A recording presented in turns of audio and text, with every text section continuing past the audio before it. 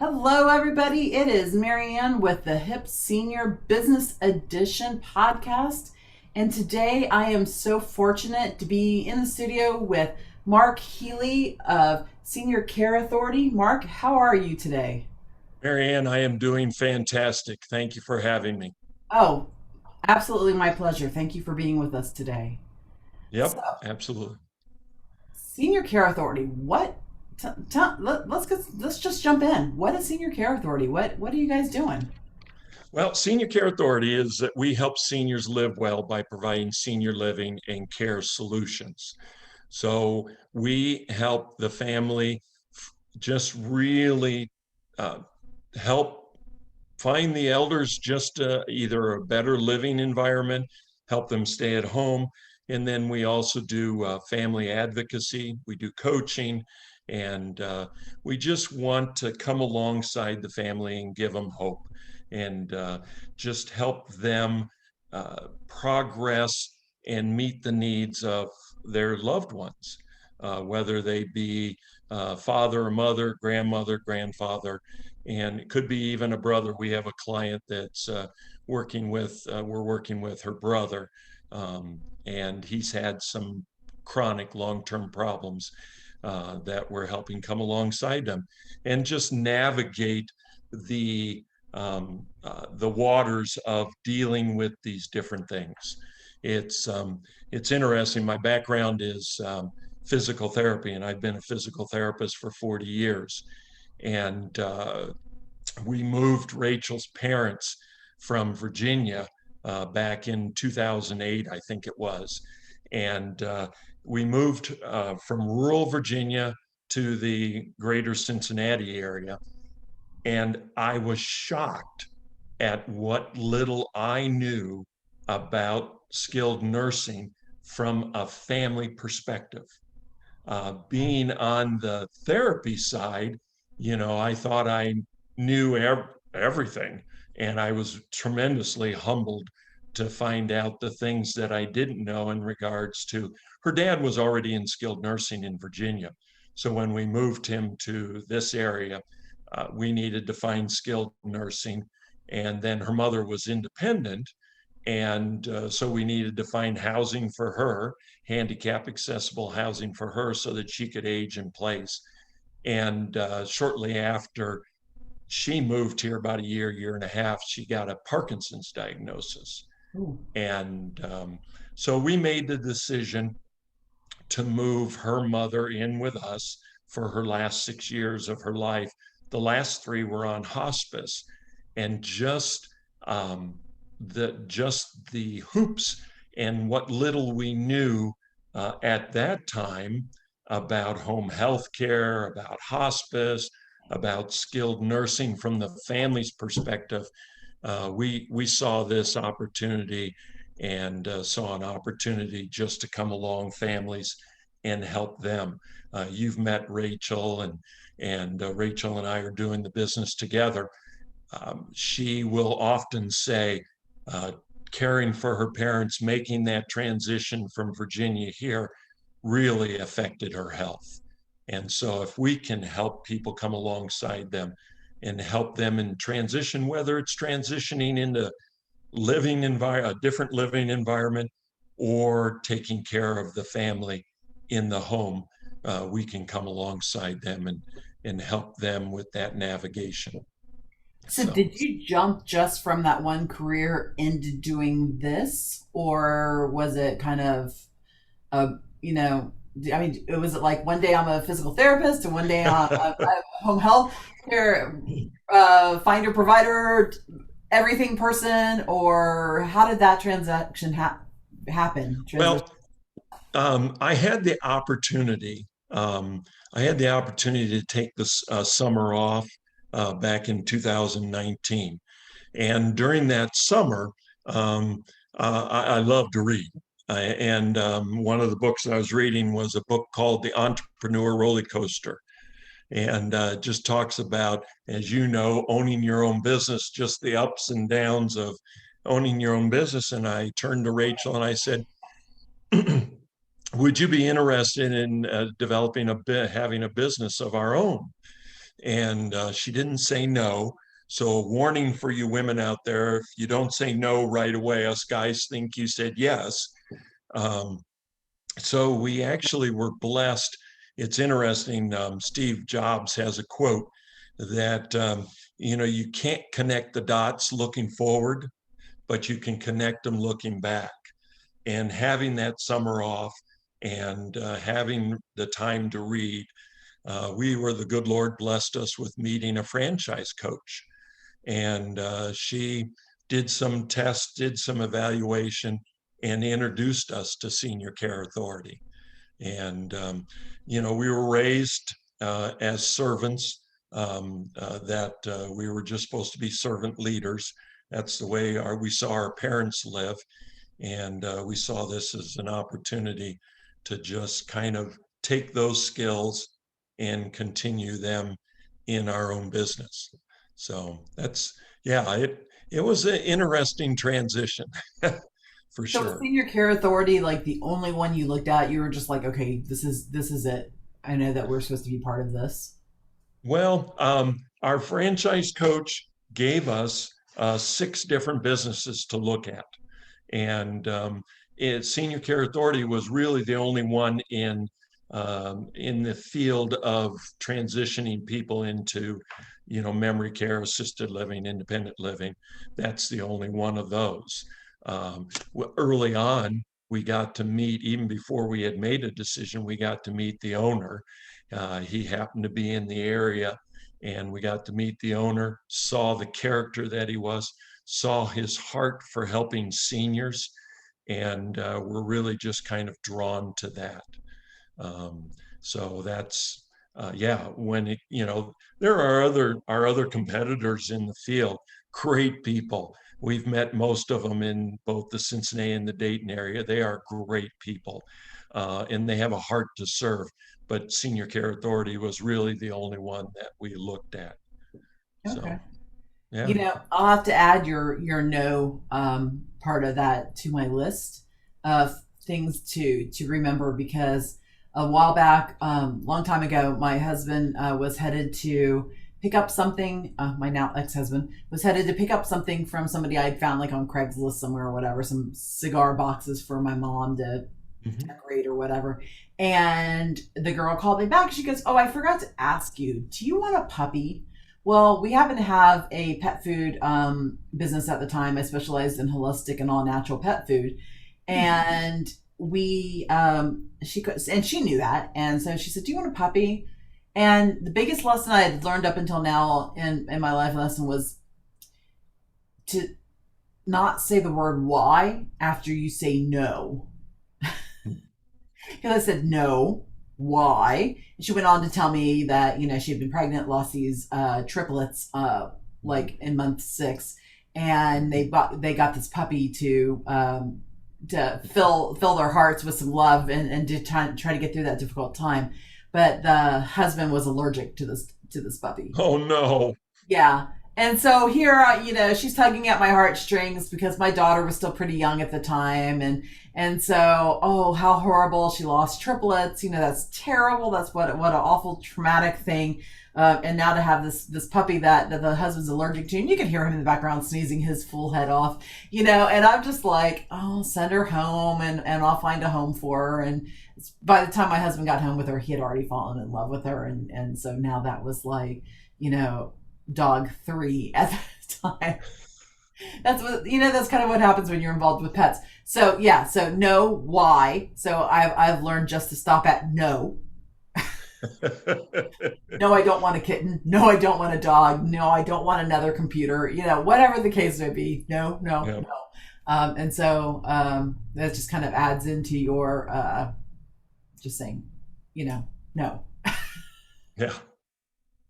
Well, it's interesting because Rachel's dad was an attorney, um, and in a small rural town, and Rachel's mom was his office manager.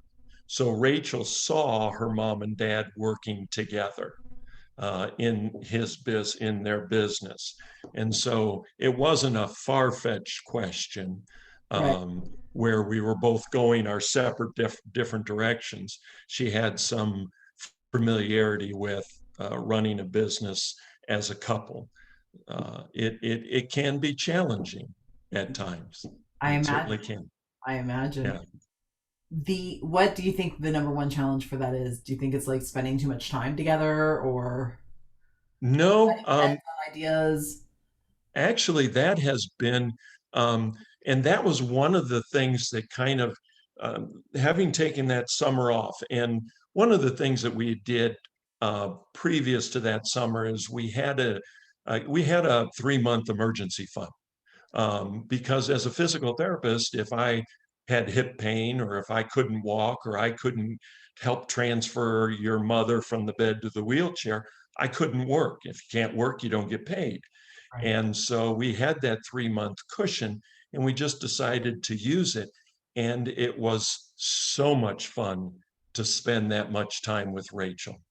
It was glorious to be just not have to worry about going to work and just being able to spend that time, do what we wanted to do when we wanted to do it.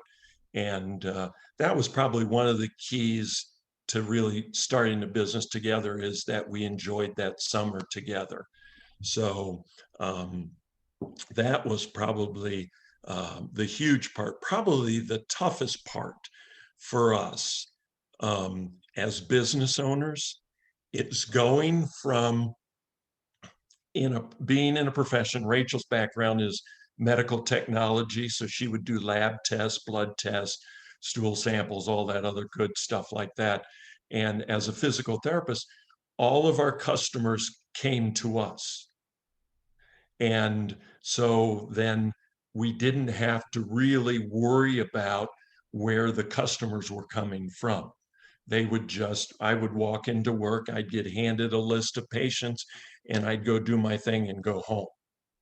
And probably the biggest challenge, someone someone asked me, what would you do differently?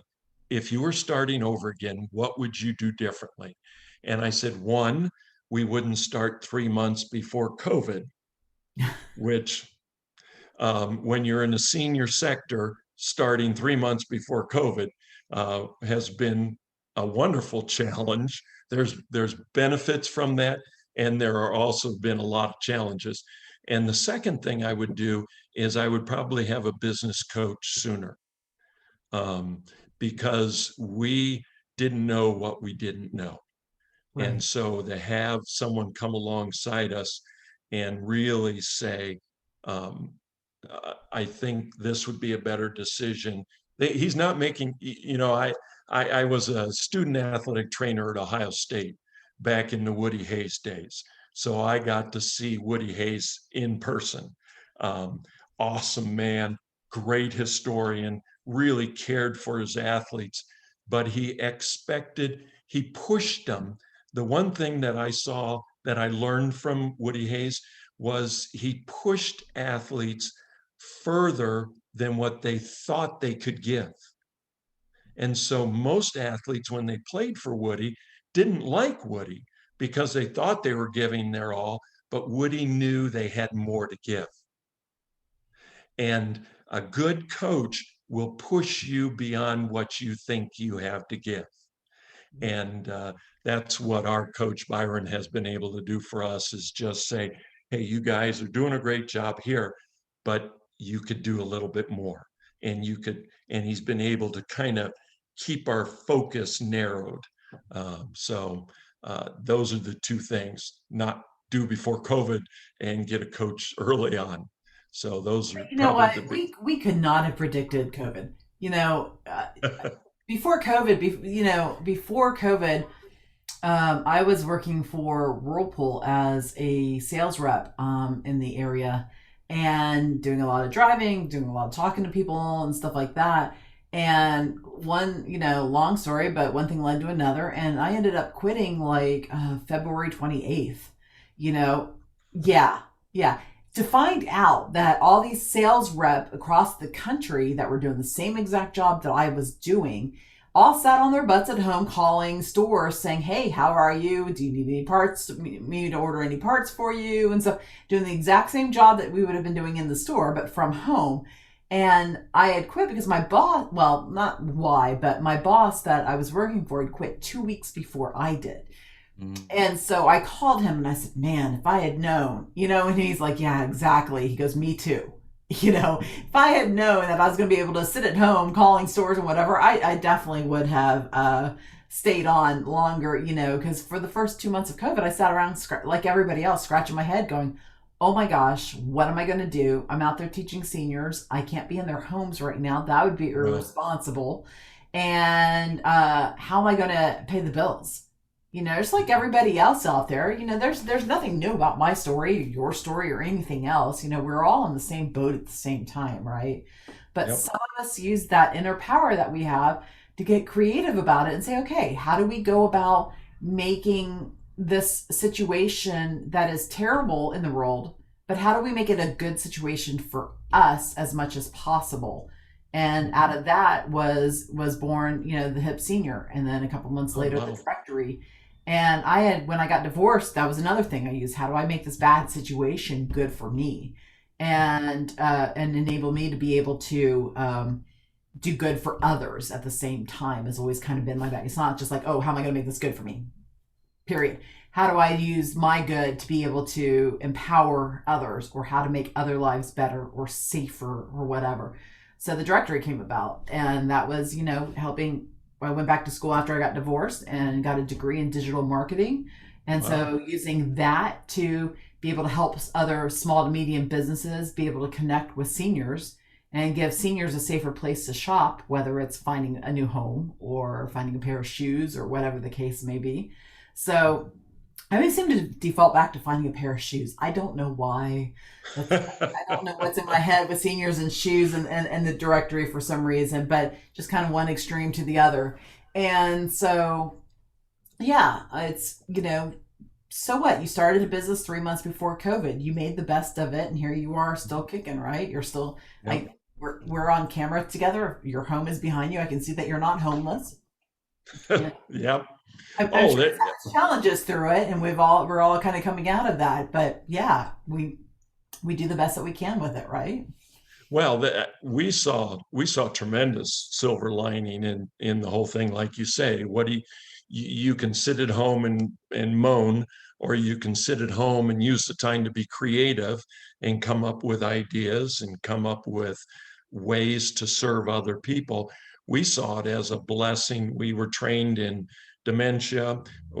I got my senior certified senior advisor certification, and we were trained in Beyond Driving with Dignity during that time. So there were a lot of things. And how many of us were using Zoom to communicate?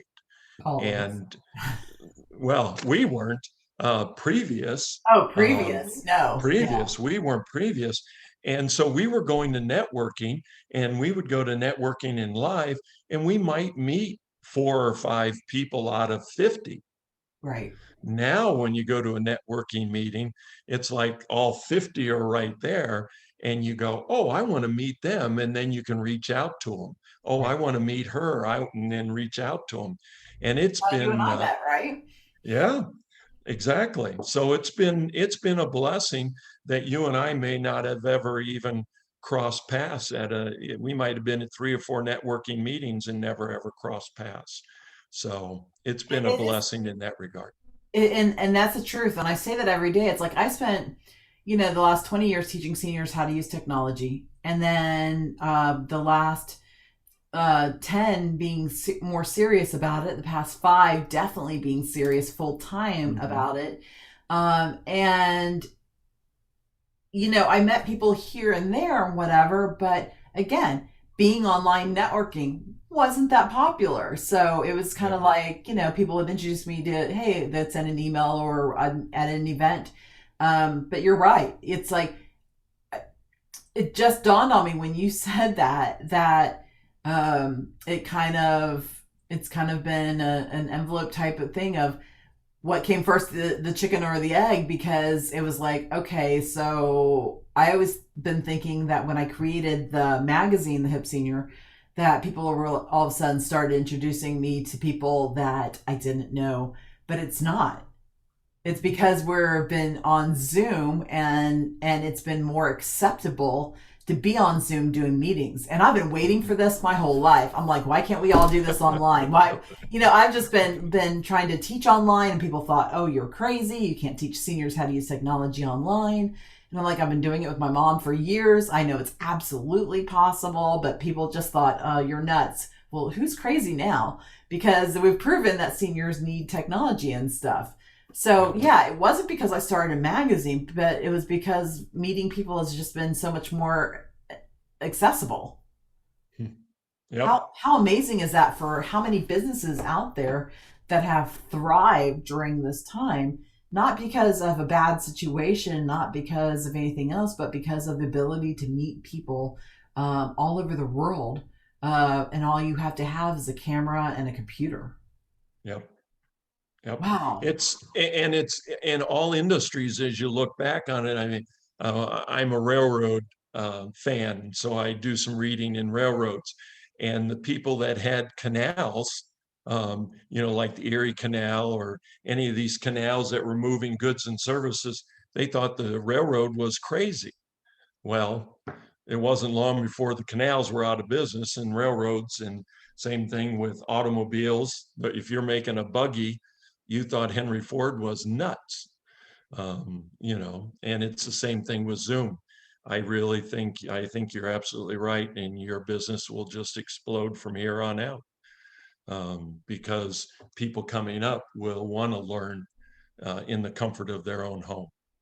So, Yeah, exactly. And even just like I said, even businesses, I one of my dreams, Mark, is to create a business or to create a foundation where I'm teaching women to, and first interview that I'm saying this publicly out loud, I think, to create a foundation that teaches women and other people that no matter where you come from, no matter how small of a town or how bad of a family life or situation, whether your husband's abusing you, whatever the situation is that you're trying to improve, or whether it's just sending your kids to college, that, like I just said, with a camera and a computer, that you can literally change your whole family's tree, and you can make your life better, and you can create income sources and do positive things in the world, with very little to start out with. That shoestring budget that we're always talking about.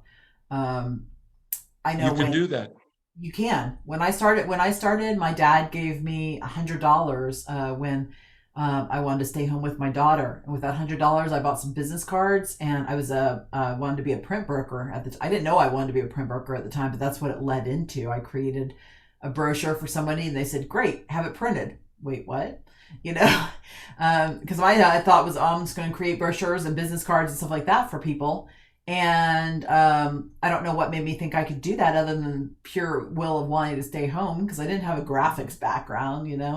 And I was a print broker for several years because of that. With that $100, a business card, a business license, and one of those big Carlson Craft books that they used to have, where you used to order wedding invitations and stuff from. They probably Sure. do. That's what I spent that $100 on, and that made me money for many, many years there. So it just, $100 is amazing what it can do. Okay, I got two questions for you, Marianne. Yeah. One, what is the name of your foundation? And you don't have to share that with me now, but Oh yeah. one, what is the name of your foundation? And two, what is the date that you're going to start that foundation? Yeah. Those are serious questions, and I probably the rest. I told you I've got an electrician coming in here in a little bit, so I'll have a couple hours without power. So maybe I'll sit down with some pen and paper and actually give that some thought during that time. I was trying to think of what I was going to do. Um, yeah, I found over the last year, when I put things out into the world verbally, that's when Mhm. things start rolling. Someone had told me that I was talking to. They said you don't have to wait until you have $10 million to start a foundation. You could start with one person and $100 now. You know, Mhm. so Yeah, that's some thoughts. So anybody listening to this, if you want to get involved and you're a business trainer or anything like that, hey, hit me up and let's talk about some ideas. But so Mark, you told I know there's a thing about driving with your business as well. What's Sure. that about? Well, it's called Beyond Driving with Dignity. What it is, it's a self-assessment. And we call it a self-assessment because what we're doing is we're actually allowing the older driver to make a quality decision about what they would like to do with their driving privileges. I will, just to kind of give you an idea of what it consists of, the first couple, it's a 3 hour program. The first couple hours is a learning conversation. As a physical therapist, I would, my initial evaluation with as a physical therapist, I wanted the person to know that I cared for them because my philosophy is they don't really care how much I know until they know how much I care. So I would just ask them questions about are they married? Do they have kids? Do they have grandkids? What did they do professionally? And that's really kind of what we do for the first couple hours is we just find out what was your first car? Who taught you how to drive? What do you like best about driving? What kind of health challenges do you have? We'll also run through a couple exercises that really kind of gives us a good idea of cognitive ability. So we'll go through this 2 hour learning conversation. At the end of that time, if I feel they're safe to drive, then we will go for a drive in their car. So the first 2 hours is conversation, paper and pencil. We have them fill out some things, have them with a pencil, go through some of these exercises. Then we'll get into a car that they're familiar with. Obviously, I check to make sure their driver's license is valid and they have up-to-date insurance on their vehicle. And I'll ask them to drive to the three places they just do not want to give up driving to. I had a gal in Centerville. She wanted to go to Kroger's, the dry cleaners, and then Bob's Donuts or Bill's Donuts. Bill's Bill's Donuts. Donut. Oh, that was, and I said, okay. I don't blame Of her. course, I don't blame her. yeah. She says you have to get there early enough where there's no donuts left. Yes. So I wasn't familiar with it, but she was fired up about it. We drove, and it's interesting. This particular individual, her kids, her adult children, wanted her to stop driving because she was 85. And age really doesn't have um, uh, any difference. I mean, you're going to obviously, some of your motor skills are going to slow, some of your ability is going to slow, but you can still drive safely uh, at any age if you have the ability. We're all at risk when we get behind the wheel, whether we're a new driver or whether we're 85. Some people are a little higher at risk. For instance, my mother is 90. She lives in Houston. She's independent still. She doesn't drive at night. She doesn't drive when it's raining. And she has just limited her driving because she knows that's her limitations. And then there are some people that are at extreme risk for driving. And those are the people that we hope come to that conclusion on their own. And that's why we say we empower them to make a good decision. And then the last part of the 3 hours is we bring in the family because overwhelmingly in all the surveys that I've read, the number one reason people do not want to give up their keys is a loss of independence. So people don't want to lose their independence, and they feel that independence is going to be lost by giving up their car keys. So we bring the family in and we say, okay, Betty or Bill has chosen. We ask Betty or Bill to tell the family what we've done over the last couple hours. After they have done that, we allow Betty or Bill to tell the family what their decision is. It isn't the kids coming in, the adult kids coming in and saying, Mom, give me your keys. It's mom saying, I voluntarily give up my keys. That then gives me the opportunity to turn to the family and say, how do we help mom stay independent? Right. And the founder of the program, Matt Gurel, who was a retired state highway patrolman, he started the program 10 years ago. He says one of his first people that he did the program with, he called back a couple months later and he said to her, "How are you doing?" She said, "I am exhausted, Matt." And he said, "What's going on?" And he said at the end of the program, she voluntarily gave up her keys, and then had the family and neighbors and church members and such come alongside her and help her keep her independent. She says, I am on doing more things than I've ever done in my entire life. I got neighbors calling me and saying, "Hey, I'm going here. You want to come with?" I got church people calling me and say, "Hey, you want to come with?"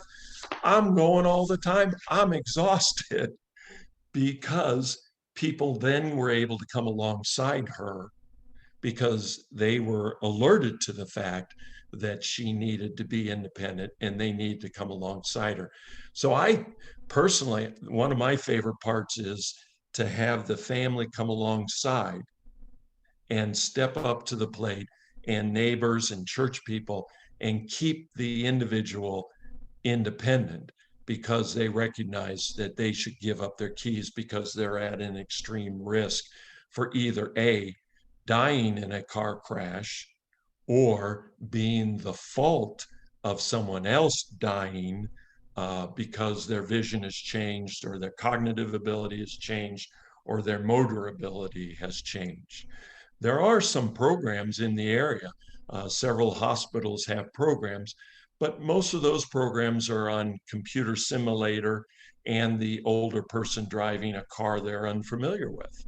And so we think that by bringing it to their kitchen table and by driving in their car, we give them every opportunity to win, and we also give them every opportunity to see that, wow, maybe I do need to make some adjustments to keep me safe, and go from there. I had a granddaughter call me from Florida and say, "Will you please go test my grandmother?"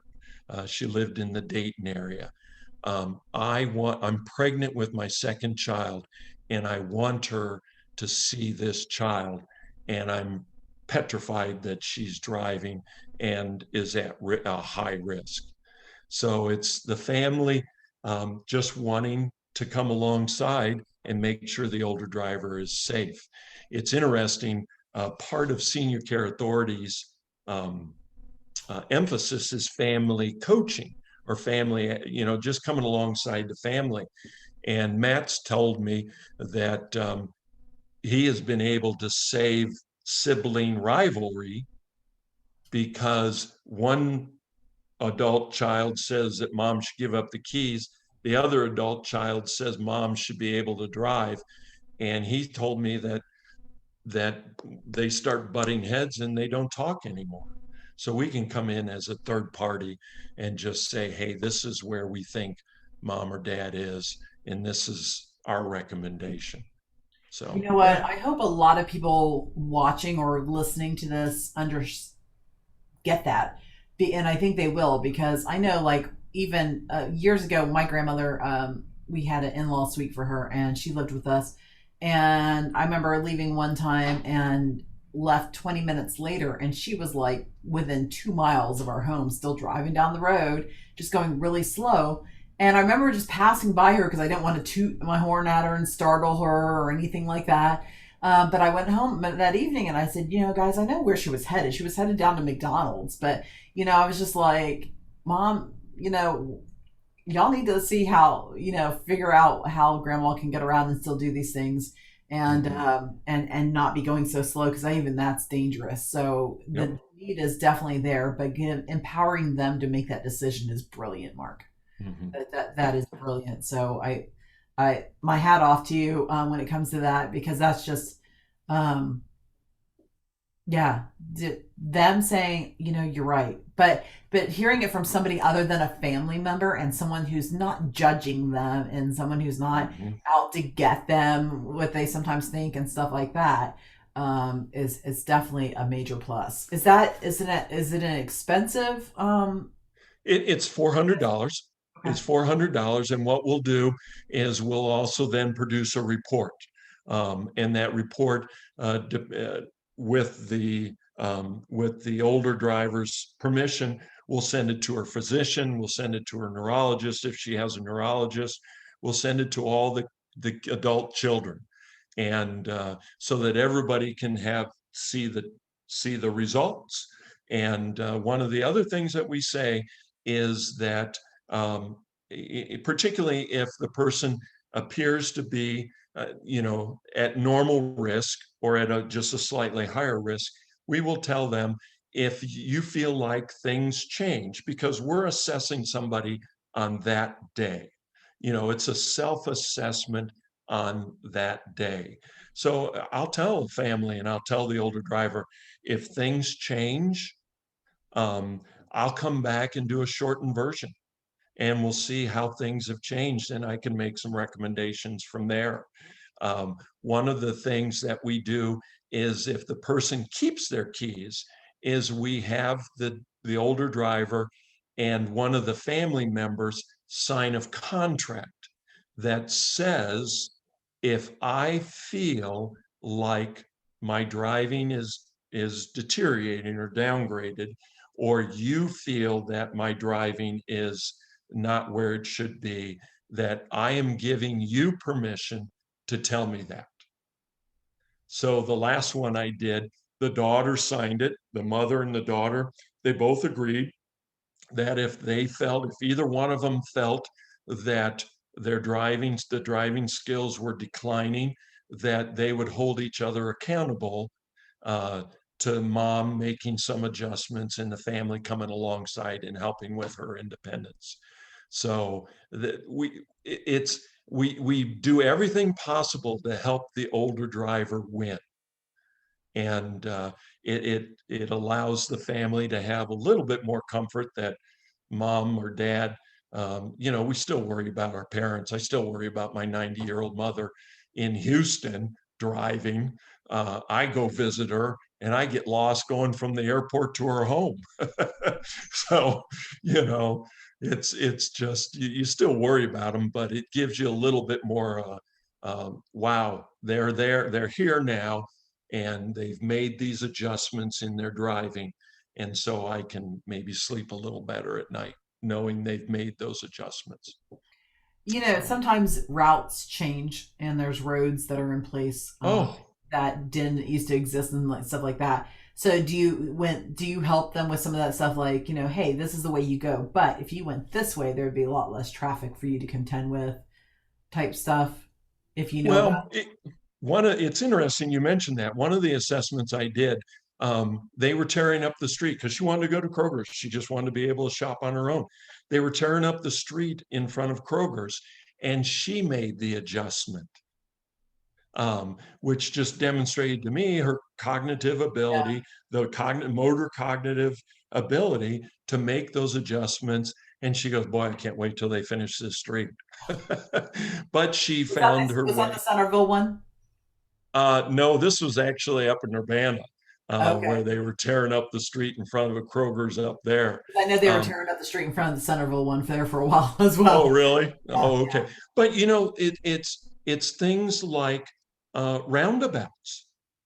Roundabouts. What's a roundabout? And You're you from come up England, to you the know that. roundabout. Yeah, and it's interesting because the one of the assessments I did, she stopped at every yield. So we were going three-quarters of the way around this roundabout, stopping every yield sign, and because she had never done a roundabout before, um, and that's a concern. That is a You're gonna huge get smushed. concern.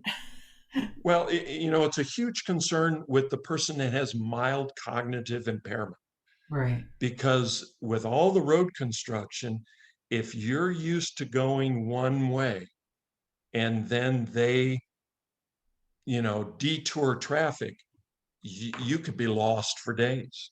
And people have gotten lost to days. There are multiple stories about people that missed their turn, ended up in another state, started in Chicago, ended up in Detroit. I mean, we were driving up to the networking event yesterday, and the electronic billboards had two lost adults. One was a black Chevy, one was a silver Honda, and they were lost adults, made a wrong turn and just didn't know how to get back. So, And that's easy to do. I've been coming up 75 and ended up in Louisville instead of Dayton. And I was like, wait, how? I was just like not paying attention, and it's mhm. it's easy to do. So yeah, I totally get that. And I'm only 50, guys, so it's just sometimes it's just a matter of being more focused and paying attention to what the road signs are and whether you should be in the right or left lane for some things. Mhm. So I totally get that. Well, Mark, I think that's an amazing program. I wish you all the very much best success with that program, especially. So, going back to your placement services as well, I'm Mhm. guessing it's like other placement services where the homes pay for the service and the people don't have to pay for that when they're working with you as well, right? Well, that's where we differ a little bit from the other companies. Not every community pays a contract. Okay. So we'll sit down with the family and we'll say, what are your needs? What are your finances? We'll sort all that through like everyone does. And then we will then present to them two or three communities that we feel would best suit their needs. They might be ones that pay us, they might not be ones that pay us. And we'll tell them up front, if they pay us, then the service is of no cost to you. But if the community you choose does not have a contract or they don't pay contracts, then we'll do this on an hourly basis, because we feel that allows us not to be looking at communities that only pay, but gives us the opportunity to look at what's best for the individual. Whether it's a nonprofit or whether it's a profit, we want what's best for the individual. Um, and so we will just charge them on an hourly basis. And we tell the people up front, and most people are going, oh, okay, because they know we want win-win. We want a win for the family, we want to win for the community. And if that's what works best, then they'll pay us an hourly basis. Or if we have a contract, then they'll pay us for that. I think the thing that I would like to, the biggest takeaway Yeah. is that we're out there, that there are services like us out there. We would have paid any amount of money to have Mark and Rachel of Senior Care Authority come alongside us when we were moving Rachel's parents, to help us navigate that and help us not make the decisions, but at least give us good options so we could choose that one of those options for us. We were doing it all by the seat of our pants. We were hiring people, and some of them were terrible and some of them weren't. um, but to have someone come alongside that has vetted the different services, and say, these are the two or three that we recommend, um, and narrow that focus. Most people, it's interesting. I heard one client, an adult child, she said to us, nobody has ever taught me how to care for my parents. Think about it. Yeah. Yeah, where we can come alongside them, and we can help take some of that burden. One of the one of the greatest joys of this business is either in person or we can hear it on the phone, the stress level decrease when we listen to them and we say, wow, I think these are the things that you need to start with, and then we'll help you along taking the next steps. You can hear them. If they don't say, wow, I feel so much better, you can feel the tension through the phone. They say you can hear someone whether they're smiling or not on a Yeah. phone. Yeah. You can hear and feel the tension decrease when they know that there's someone out there that can help them. See, So, that's amazing. Yeah, and I agree. There's things that I have learned since I've started the Hip Senior that thanks to you and Rachel and all the rest of the community, especially like in the Dayton and Cincinnati area that I've gotten to personally know and the tips that I've picked up and whatever, that my stress levels when dealing with my parents are significantly less because they've given me tips of how to work with them and to understand where they're coming from, sort of stuff. mhm. So I applaud everything that you and Rachel are doing.